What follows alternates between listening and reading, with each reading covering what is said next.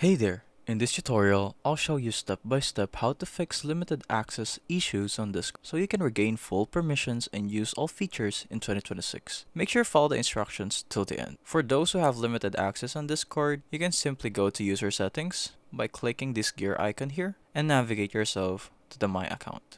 Inside the My Account, you would see a regain access button here with a red bar.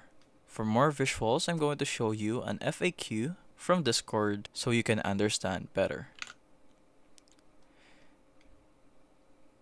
In here, you would see all of the required instructions that you need to follow in order for your account to be fully and not limited for Discord features. In here, you can see what I'm talking about, the red bar with regain access here button.